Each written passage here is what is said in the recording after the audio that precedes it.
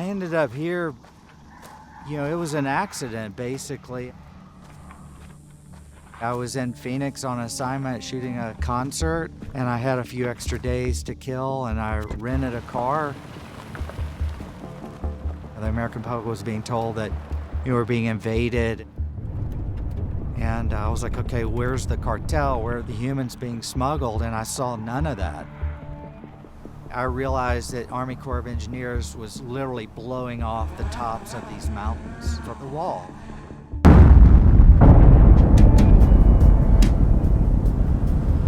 I was horrified with the devastation of this incredible desert.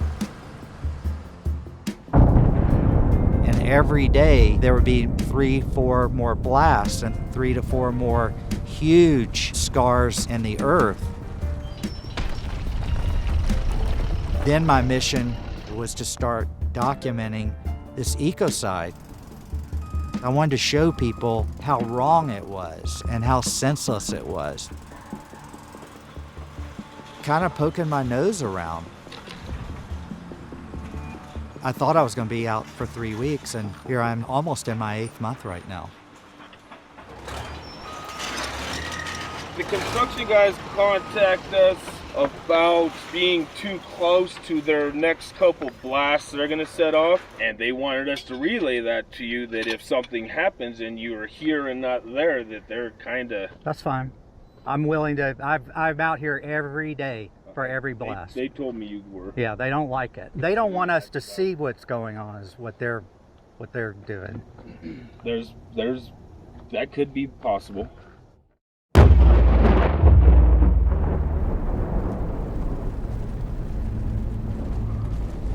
The wall will never stop people. It will never stop drugs, but it will stop wildlife migration instantly.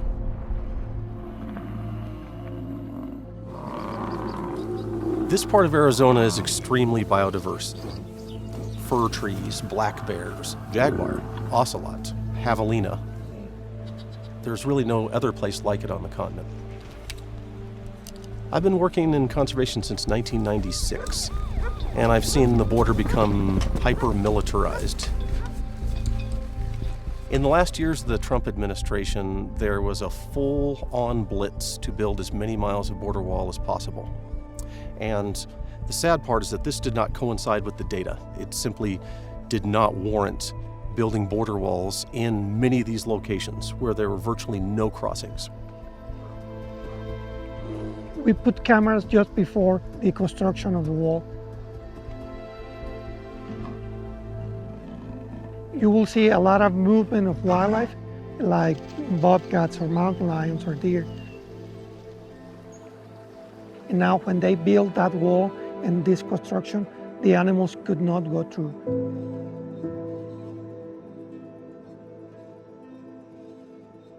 You won't see any more wildlife because of the direct effect of the construction of the wall. So animals that used to be able to roam between mountain ranges to find food and water, shelter and mates, now may have to make a U-turn, go back to where they came from, walk so many more miles in order to find the resources they need. And we don't know if all these animals will be able to make it. They have blown up countless mountains and wild places and wilderness areas and critical habitat for the jaguar, for the peninsular bighorn sheep in California. We're killing our land.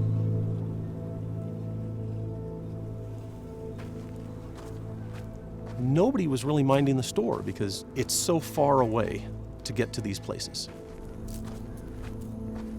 I literally am the only one out there. There was nobody else coming out there. I can't believe it's still light out there. Yeah, well, you can see the sunset. It's so pretty out there. I love you.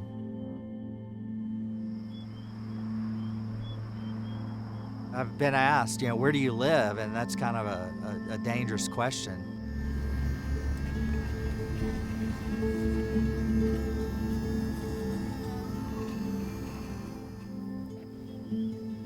The entire southern border has kind of become my second home.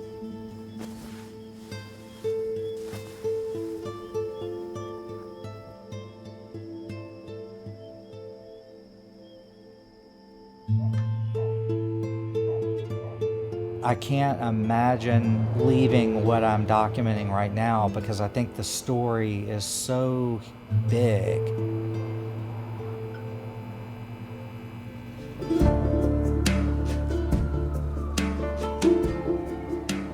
In the post 9/11 panic, Congress granted the Department of Homeland Security Secretary the ability to waive the Clean Water Act, the Clean Air Act, the Endangered Species Act, and that's called the Real ID Act of 2005. There are 84 different laws and statutes that have been waived in order to facilitate border wall construction. This means that the environmental laws that are used throughout our country to protect the environment did not happen. That is simply un-American to allow one person complete impunity to waive all laws for the construction of these border barriers. Basically, the border wall was the most expensive re-election campaign prop in history.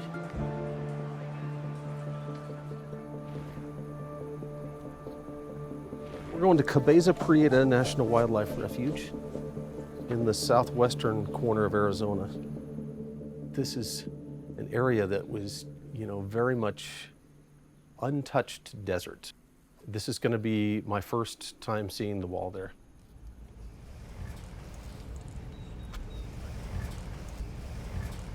Hey there, how's it going? You got your GoPro on here? Dude, Good deal. what's up? Not much, how you doing? Good. Sorry you had to wait so long. I took a little nap.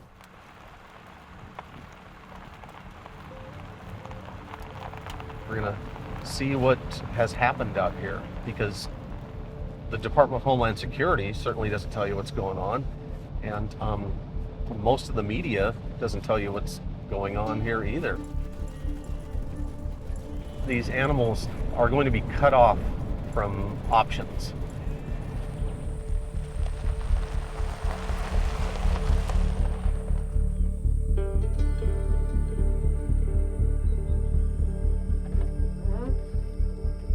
The fence is 3 miles that way. Wow, we're close. Yeah.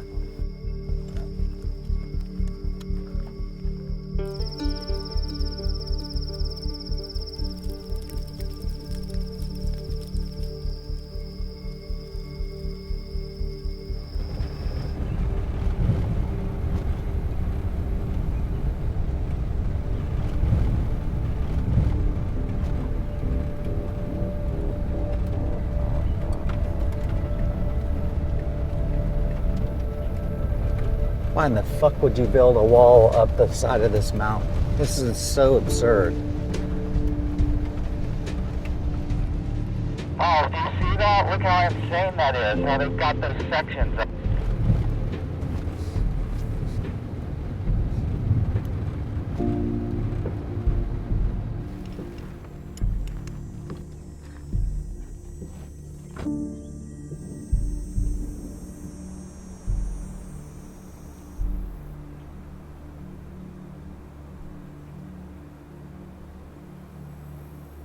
$160 Republicans or something who are beating the drum to finish this wall. We got Governor Rick Scott coming down here. Finish the wall. Like we needed to have a wall when there was already the best natural wall you could ever have. Yeah, where's all the danger? They should be out here. The crisis at the border is our government. They are the crisis. If I was sitting here 5 months ago, this actually would have been level. This entire canyon was not here. It was simply a road that these two canyons to my left and right joined together. So this is all man-made. Every mountain range now has this type of canyon through it.